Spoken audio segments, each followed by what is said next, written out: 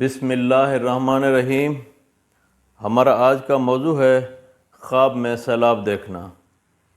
علامہ ابن سیرین رحمۃ اللہ علیہ نے فرمایا ہے کہ اگر کوئی شخص خواب میں سیلاب دریا پر دیکھتا ہے، اگر زیادہ دیکھتا ہے جس سے خوف پیدا ہوتا ہے تو عذاب الہی نازل ہوگا، ایسے شخص کو چاہیے کہ وہ صدقہ دے۔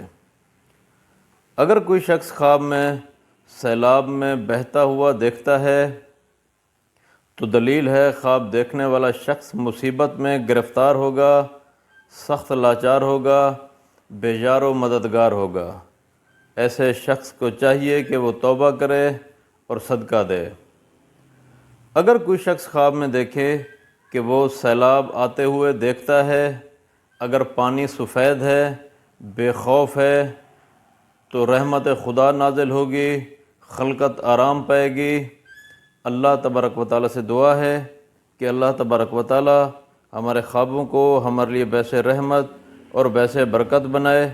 السلام علیکم ورحمۃ اللہ وبرکاتہ۔